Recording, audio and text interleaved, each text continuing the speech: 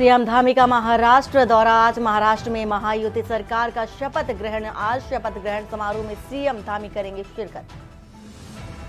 उत्तराखंड में अगले साल होंगे स्थानीय निकाय चुनाव। बीजेपी ने चुनाव प्रभारियों के किए नियुक्त और 11 नगर निगमों में वरिष्ठ नेताओं को जिम्मेदारी। उत्तराखंड बोर्ड परीक्षा के तनाव को कम करने के लिए एससीईआरटी ने जारी किया हेल्पलाइन नंबर और छात्रों को परीक्षा से जुड़ी समस्या का मिलेगा समाधान। देहरादून में विश्व आयुर्वेद कांग्रेस की तैयारी जोरों पर। 12 दिसंबर से शुरू होगा आयोजन। 54 देशों के डेलीगेट्स होंगे शामिल। उत्तराखंड में 28 जनवरी से होंगे नेशनल गेम। भारतीय ओलंपिक संघ ने खेल विभाग को पत्र भेजा। ऋषिकेश में बनेगा राफ्टिंग बेस स्टेशन। पूंजीगत निवेश के लिए विशेष सहायता में केंद्र सरकार ने 100 करोड़ की स्वीकृति दी। आप देख रहे हैं के न्यूज, खबरों का सारथी। नमस्कार, मैं हूं वंदना पांडे और आप देख रहे हैं के न्यूज इंडिया। और इसी बीच आ रही हरिद्वार से खबर, जहां पर सीएम धामी ने महाराष्ट्र सरकार को बधाई दी है। शपथ ग्रहण समारोह से पहले सीएम ने शुभकामनाएं दी हैं। तो डबल इंजन की सरकारों से विकास हो रहा है, ऐसा कहना है पुष्कर सिंह धामी का। और महाराष्ट्र में भी अनवरत विकास हो रहा है। मुंबई में शपथ समारोह में शामिल होंगे सीएम पुष्कर सिंह धामी। तो बधाई दी है, शुभकामनाएं दी है। सीएम धामी ने महाराष्ट्र की नई सरकार को, चूंकि देखा जाएगा 5:30 बजे के करीब शपथ ग्रहण समारोह होगा और सीएम धामी भी शिरकत करते नजर आएंगे। महाराष्ट्र में भी अनवरत विकास होगा। डबल इंजन की सरकार का जो विकास है वो देखा जाएगा। और मुंबई में शपथ समारोह में शामिल होंगे सीएम धामी। हरिद्वार से आपको एक खबर बता रहे हैं, सीएम धामी ने महाराष्ट्र सरकार को बधाई दी है। तो शपथ ग्रहण समारोह से पहले ये शुभकामनाएं हैं सीएम पुष्कर सिंह धामी की ओर से। डबल इंजन की सरकारों से विकास हो रहा है, ऐसा कहना है पुष्कर सिंह धामी का।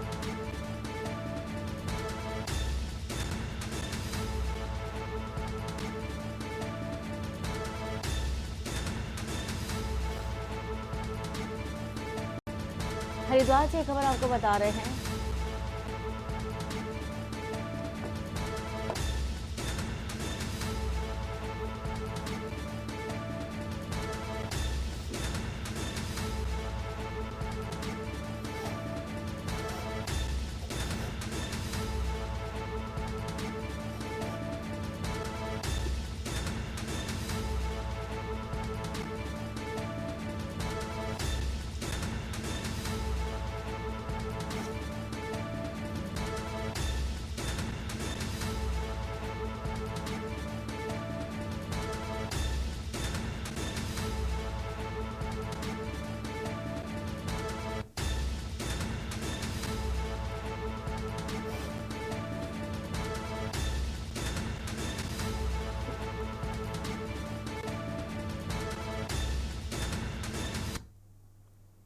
और हरिद्वार से खबर है, जहां पर नो पार्किंग में खड़े वाहनों पर पुलिस सख्त है। दुर्घटनाओं को रोकने के लिए अभियान तेज कर दिया गया है। हाईवे पर भारी वाहन खड़ा करने वालों को हिदायत दी गई है। रात में हाईवे किनारे वाहन पार्क करने से हादसे हो रहे हैं, इसको लेकर के पुलिस प्रशासन की ओर से हिदायतें दी जा रही हैं। रात में हाईवे किनारे वाहन पार्क करने से पहले ये हिदायत है। नो पार्किंग में खड़े वाहनों पर पुलिस की सख्ती देखी जा रही है। हरिद्वार से आपको ये खबर बता रहे हैं।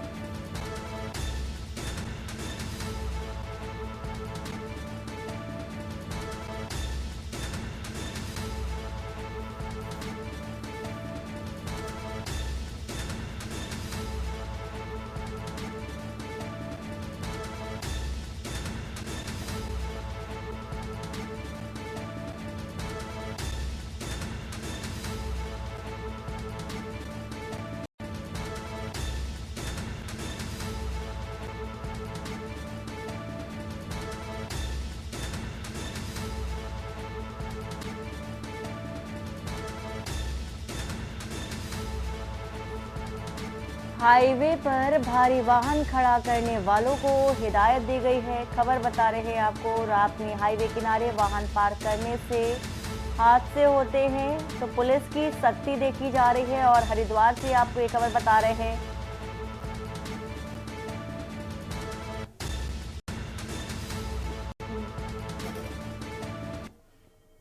और एक खबर रुड़की से है, जहां पर आईआईटी रुड़की के एक छात्र ने फांसी लगा करके आत्महत्या कर ली है। साथ ही छात्र का शव कमरे के अंदर फंदे से लटका हुआ मिला था। सूचना पर पहुंची पुलिस ने छात्र के कमरे का दरवाजा तोड़ करके शव को पुलिस ने वीडियोग्राफी करा करके बाहर निकाला। मृतक छात्र राजस्थान का निवासी बताया गया। हालांकि अभी तक आत्महत्या के कारणों का पता नहीं चल सका है। पुलिस पूरे मामले की जांच पड़ताल करने में जुटी है। रुड़की शहर की सिविल लाइन कोतवाली क्षेत्र में स्थित आईआईटी रुड़की में बीएसएमएस द्वितीय वर्ष के छात्र 19 वर्षीय हनुमान गलवा निवासी राजस्थान का शव फंदे पर लटका मिलने से हड़कंप मच गया था।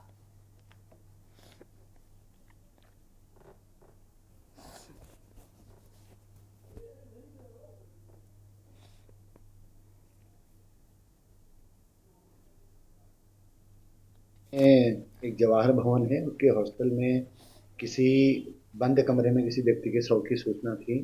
तो वहाँ जब पुलिस पहुँचती है तो पुलिस के सामने वीडियोग्राफी में वो दरवाज़ा तोड़ा गया। तोड़ने के बाद अंदर देखा कि वो प्रथम दृष्टया सुसाइड है, और सुसाइड के बाद जो अग्रिम कार्रवाई है, बॉडी उतारना, पंचायतनामा, वो सब चीज़ें चल रही हैं। परिजनों को बता दिया जो राजस्थान के रहने वाले हैं, परिजन शायद आ चुके हैं। उसके स्पष्ट कारण क्या हैं, क्यों ये इंसिडेंट हुआ, इस पे अभी जांच चल रही है।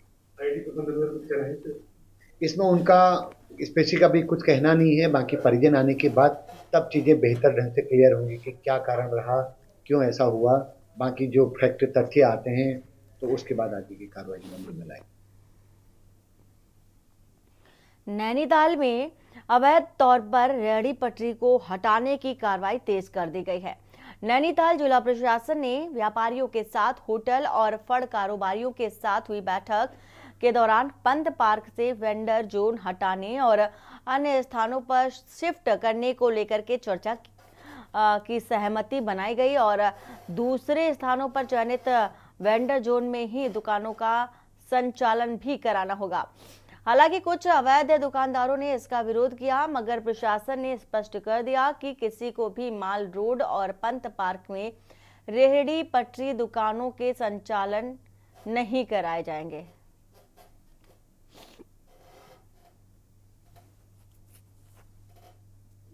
जोन जैसे कि मार्च में स्थान चिन्हित किया गया था, उसको नोटिफाई भी किया था, उस समय चिन्हित किया गया था।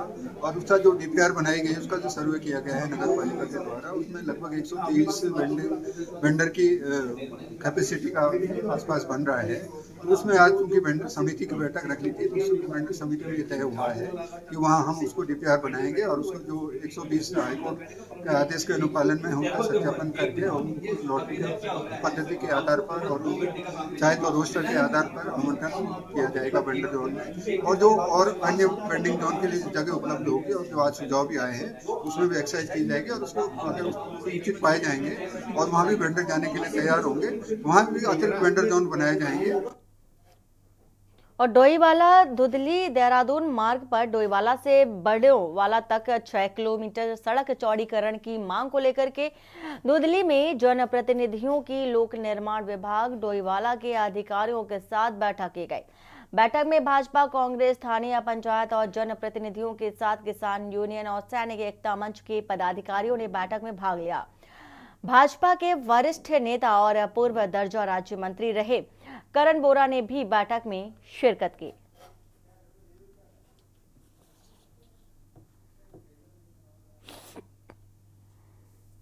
आज पीडब्ल्यूडी लोक निर्माण विभाग से वार्ता होगी हमारी आज, जिसमें हम लोगों का लगभग 6 किलोमीटर है और 2012-13 में इसका शासनादेश भी हो गया था। उसके बावजूद भी आज तक ये सड़क नहीं बनी, जिसमें विद्युत पोल के लिए कुछ पैसा सरकार द्वारा दे दिया गया था।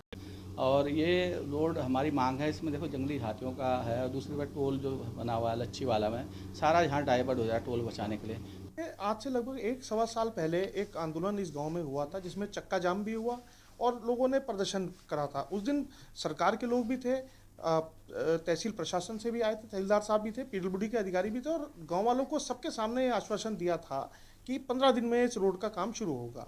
वहाँ पे भारतीय जनता पार्टी के बहुत वरिष्ठ नेता थे जिन्होंने सरकार में बात करी, उन्होंने उसके बाद ही हमें बताया और अधिकारियों को बताया कि जी 15 दिन का टाइम सरकार ने मांगा है। लेकिन आज भी जहाँ पे 1-1.25 साल पहले हम लोग बात छोड़ के गए थे, आज भी वही है। वाला जो मार्ग है जिसका चौड़ीकरण का जो मुख्यमंत्री की घोषणा थी, इसका एस्टीमेट जो है 1306.64 लाख का शासन में प्रेषित किया जा चुका है, और जिसकी लंबाई जो है 6.3 किलोमीटर है, नहीं है। क्या कारण है सर आप आए? बजट की वजह से शासन में गया हुआ है। जैसे ही बजट आ जाएगा तो हम जिसमें कार्य प्रारंभ कर दिया जाएगा। ऐसा है सर, यहाँ पे जो मीटिंग हुई है, आज हम लोग भी आए थे यहाँ पर, तो जैसे साहब बात कह रहे हैं कि जाम करने की, तो हम भी जो है अपने उच्च अधिकारियों को इस बारे में अवगत कराएंगे। और खबर रुड़की से, जहां पर नवनियुक्त एसपी देहात शेखर सुवाल ने रुड़की के थाना पिरान कलियर का निरीक्षण किया। उन्होंने थाने का भवन बनने के लिए चिन्हित भूमि का निरीक्षण करने के बाद पुलिसकर्मियों के साथ बैठक कर आवश्यक दिशा निर्देश दिए। बता दें कि नवनियुक्त एसपी देहात शेखर चंद्र सुवाल ने सीओ रुड़की नरेंद्र पंत के साथ पिरान कलियर पहुंचकर थाना अध्यक्ष दिलवर सिंह नेगी के साथ रहमतपुर रोड पर थाने का भवन बनने वाली प्रस्तावित भूमि का निरीक्षण किया।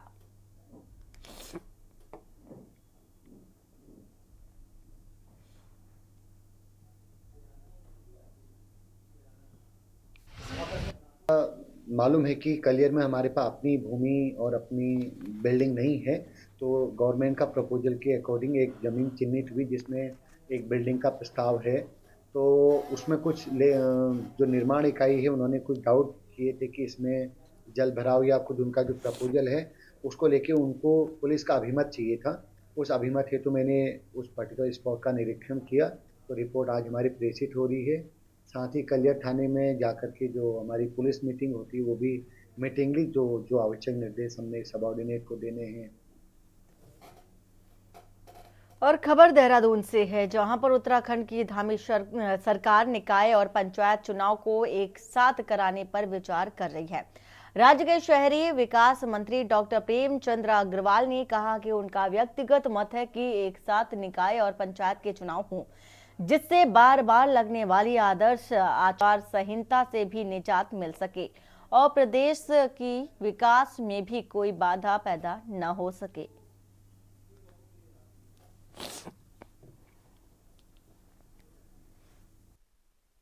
पंचायतों के चुनाव भी होंगे। अब आप जानते हैं कि इनका जब कार्यकाल खत्म हुआ है तो प्रशासकों के को इनकी जिम्मेवारी दी गई है।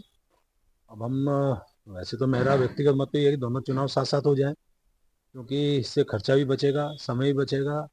जो हमारी आचार संहिता लगती है उसमें भी विकास कार्यों में कोई दिक्कत नहीं आएगी। और साथ में जो कई लोग ऐसा करते हैं कि एक वोट यहाँ भी डालते हैं उधर भी डालते हैं, तो उससे भी कहीं ना कहीं दिक्कत जो हमेशा आती है, उसमें भी एक ठीक एक मैसेज जाएगा। सर,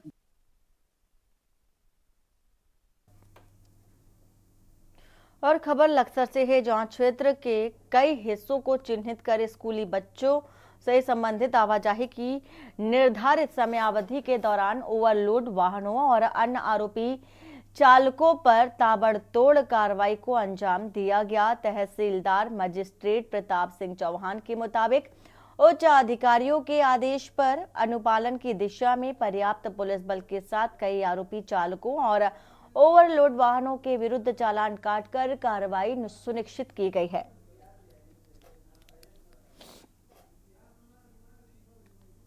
इसके अलावा ओवरलोड वाहनों को अपने कब्जे में लेकर के पुलिस प्रशासन कार्रवाई के दौरान सीज भी किया गया। और बता दें कि पुलिस प्रशासन की संयुक्त कार्रवाई के दौरान वाहन चालकों में हड़कंप के हालात देखे गए।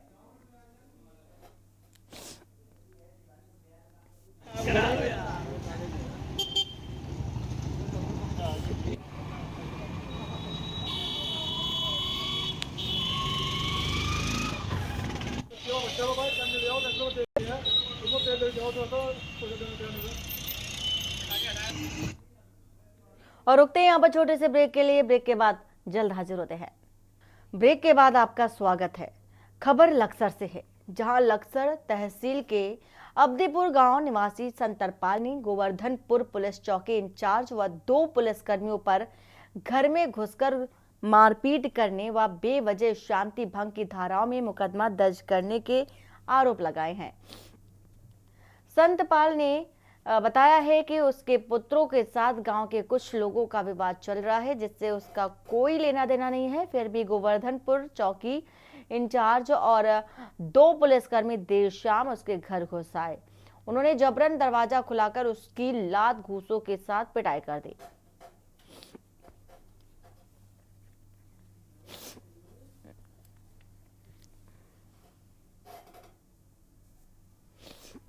गोवर्धनपुर चौकी में हर्ष फायरिंग का कोई मुकदमा दर्ज था 2 लड़कों के खिलाफ। उस लड़कों के पिता को पुलिस ने रात को 11 बजे उठाया और इस आदमी संतरपाल की पत्नी को भी मारपीट किया। बिना महिला पुलिसकर्मी के घर में घुसे हैं, इसको उठा के लाए हैं, मारपीट कर रहे हैं। 30,000 रुपये की मांग कर रहे थे। ये बेचारा गरीब किसान 30,000 रुपये नहीं दे पाया तो उसको 151 में बंद कर दिया, जबकि पुलिस को उस धारा में बंद करने की पावर नहीं है जो उसके बेटों के खिलाफ मुकदमा है, हर्ष फायरिंग वाला। पैसे नहीं दे पाया, बंद कर दिया। ये इसकी मैंने बेल कराई है। आज इसने डीजीपी को, शिकायत प्राधिकरण को, मानव अधिकार आयोग को, एसएसपी साहब को शिकायत भेजी है, उसको मैं भेज रहा हूँ, इनके साइन कराएगा। जी शिकायत तो बच्चों के साथ में गांव में कुछ हो गया था, लड़ाई झगड़ा सा, तो उसकी वजह से हम पति पत्नी का तो कोई दोष नहीं है उसमें। तो उसके बाद रात को 11 बजे उन्होंने बाहर, मेरे पति लेटे हुए थे, उन्हें पकड़ा, मार पिटाई की उनके साथ में। फिर आगे मेरे दरवाजों में लात मारी और फिर खोल नहीं रही। मैं दरवाजा खोला तो मुझ पर बहुत चिल्लाए, गाली गलौज करी, हमारी बाल्टी में लात मारी, मारपीट की जी मेरी, मुझे और चौकी में लाकर बंद कर दिया और मेरे से पैसे मांगे 30,000 रुपये। कौन सी चौकी थी? गोवर्धनपुर चौकी थी। क्या हुआ फिर? 2 सिपाही, एक दरोगा जी, किस मामले में चौकी लाए थे? गाँव की आपस में बच्चों के साथ में कोई झगड़ा हो गया था।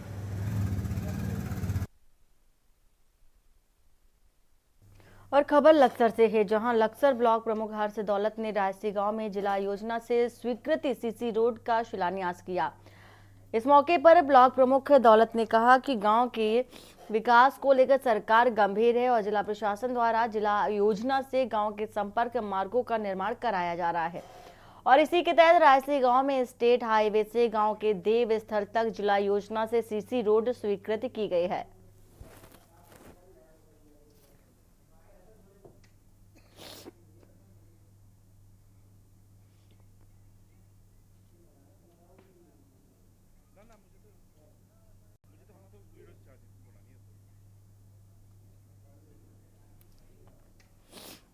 और खबर डोईवाला से, जहां ब्लॉक की ग्राम पंचायती माजरी के आम वाली गली में बडकोट वन क्षेत्र के जंगलों से रोजाना कई हाथी निकलकर आबादी क्षेत्र में आकर ग्रामीणों के खेतों में पहुंचकर खेती को बर्बाद कर रहे हैं, तो वहीं गांव के लोगों के लिए यह हाथी मुसीबत का सबब बने हुए हैं। गांव के ग्रामीणों ने कहा है कि कई बार वन विभाग को बताया गया, लेकिन सुरक्षा के कोई उपाय नहीं किए गए और कई बार ये हाथी घर की दीवार को तोड़कर घर के अंदर भी घुस गए और गाड़ियों के साथ घर के सामान को भी तहस नहस कर दिया। अब गन्ने और गेहूं की फसल को खाने के लिए जंगल से हाथी आम वाली गली में आए हैं और खेतों के साथ ही घरों को भी नुकसान पहुंचा रहे हैं।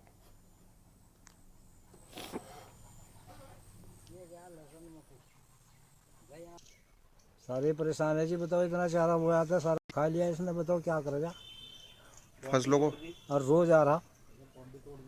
अच्छा। और बाउंड्री तोड़ दिया।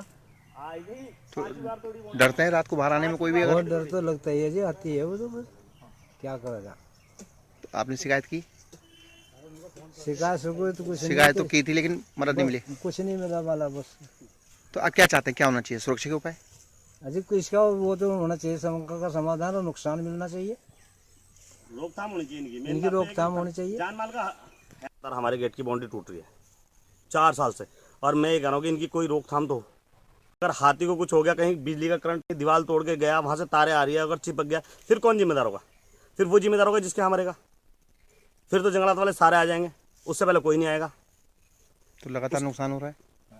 जान माल का खतरा ज़्यादा है ना, बात नुकसान की नहीं है। चारा खत्म हो गया कोई बात नहीं, दोबारा बो देंगे, लेकिन अगर कोई हानि होगी फिर उसका जिम्मेदार कौन? देहरादून से, जहां पर मुख्यमंत्री पुष्कर सिंह धामी की घोषणा के बाद खेल विभाग उत्तराखंड शासन को जल्द खिलाड़ियों के आरक्षण के संबंध में प्रस्ताव भेजने जा रहा है और राज्य की खेल मंत्री रेखा आर्य ने मुख्यमंत्री पुष्कर सिंह धामी का आभार व्यक्त करते हुए कहा कि सरकार राज्य स्तरीय खेल महाकुंभ के विजेता खिलाड़ियों को भी सरकार सीधी भर्ती में 4% आरक्षण का लाभ भी देने जा रही है।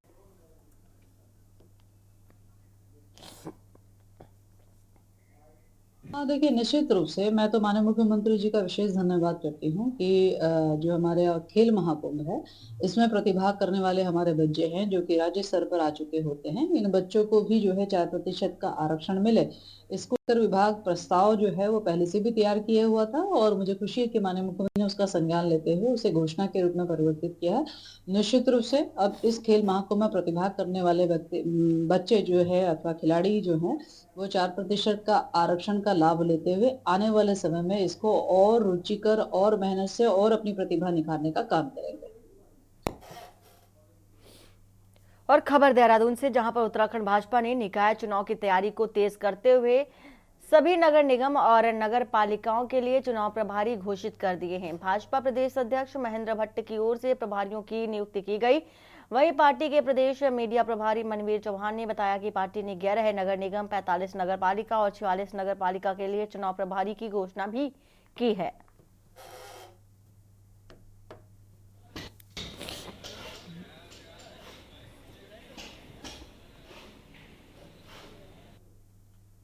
भारतीय जनता पार्टी ने आगामी नगर निकाय चुनाव को लेकर के संगठनात्मक स्तर पर सभी तैयारियां पूरी कर ली हैं और प्रदेश के 11 नगर निगम, 45 नगर पालिका और 46 नगर पंचायतों में चुनाव के लिए अपने चुनाव प्रभारियों की घोषणा कर दी है, जिसमें भारतीय जनता पार्टी के वरिष्ठ नेताओं को एक एक नगर निगम, नगर पालिका और नगर पंचायतों को दायित्व दिया गया है, जो वहां पर चुनाव की दृष्टि से बूथ प्रबंधन और चुनाव से संबंधित कार्यों को देखेंगे।